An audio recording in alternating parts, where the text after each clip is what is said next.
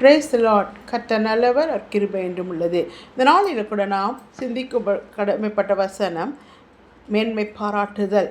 கலாத்தியர் 6:14 நானும் நம்முடைய கர்த்தராகிய இயேசு கிறிஸ்துவின் சிலுவை குறித்தே அல்லாமல் வேறொன்றையும் குறித்து மேன்மை பாராட்டு இருப்பதாக என்று கலாத்தியர் நிருபத்தில் கூறப்பட்டிருக்கிறது.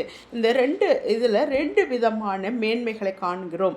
ஒன்று மனுஷரால் வரும் மேன்மை, 2 தேவனால் வரும் மேன்மை. மனுஷரால் வரும் மேன்மை பற்றி லூக்கா 16:15 கூறப்பட்டிருக்கிறது. தேவனால் வரும் மேன்மை குறித்து 2 நாளாகவும் 29:12 கூறப்பட்டிருக்கிறது. மனுஷ மேன்மையின் தன்மைகள் எப்படி உள்ளதுன்னா, மனுஷ மேன்மையின் தன்மைகள் உலர்ந்து போகும் என்று 1 பேதுரு 1:4 கூறப்பட்டிருக்கிறது. மறைந்து போகும் என்று யோபு 4:21 கூறப்பட்டிருக்கிறது. மூன்றாவதாக தேவனுக்கு அருவருப்பு என்று லூக்கா 16:15 கூறப்பட்டிருக்கிறது. மனுஷனுடைய மேன்மைகள் என்ன தன்மை உள்ளதுன்றது உலர்ந்து போகும், மறைந்து போகும். அது தேவனுக்கு அருவருப்பானது. இது மனுஷ மேன்மையின் தன்மைகள். மேன்மை பாராட்டக்கூடாதவைகள் எதுன்னு கேட்டால் நாணம், பராக்கிரம், ஐஸ்வர்யம் என்று எரேமியா தீர்க்கதரிசி 9:23 கூறப்பட்டிருக்கிறது. இரண்டாவதாக மனுஷரை குறித்து மேன்மை பாராட்டக்கூடாது என்று 1 கொரிந்தியர் 3:21 கூறப்பட்டிருக்கிறது. மூன்றாவது வீம்புகளில் மேன்மை பாராட்டக்கூடாது என்று யாக்கோபு 4:14 கூறப்பட்டிருக்கிறது. மேன்மை பாராட்டக்கூடாதவைகள் நாணம், பராக்கிரம், ஐஸ்வர்யம். மனுஷனை குறித்து மேன்மை பாராட்டக்கூடாது, வீம்புகளில் மேன்மை பாராட்டக்கூடாது. மேன்மை பாராட்டுதலின் விளைவுகள் என்ன அப்படின்னு பார்த்தோம்னா, அவமாகுதல் என்று 1 கொரிந்தியர் 3:21 கூறப்பட்டிருக்கிறது. இரண்டாவதாக வாழ்வை கெடுக்கும், நம்முடைய நல்வாழ்வை கெடுக்கும் என்று 1 கொரிந்தியர் 5:6 கூறப்பட்டிருக்கிறது. மூன்றாவது அது பொல்லாங்கு நினைக்கும், மேன்மை பாராட்டினா பொல்லாங்கு வரும் அப்படின்னு சொல்லிட்டு யாத்திராகமம் 4:16 கூறப்பட்டிருக்கிறது. இப்போ மேன்மை பாராட்டுதலின் விளைவு அவமாகுதல், வாழ்வு கெடும், பொல்லாங்கு வரும்.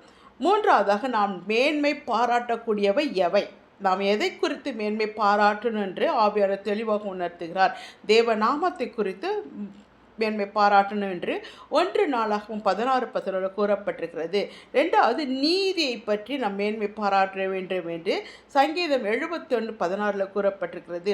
மூன்றாவதாக சிலுவை பற்றி நாம் மேன்மை பாராட்ட வேண்டும் என்று கலாத்தியர் 6:14 தெளிவாக நாம் காண்கிறோம்.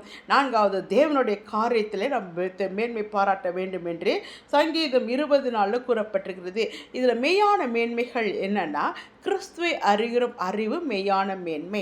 ரெண்டாவது நன்மை செய்து பாடுபடுதல், நம்ம நன்மை செய்து பாடுபடுதல் என்று 1 பேதுரு 3:17 கூறப்பட்டிருக்கிறது. மூன்றாவது தேவ வார்த்தையை பெற்றுக்கொள்வது மேன்மை பாராட்டணும்.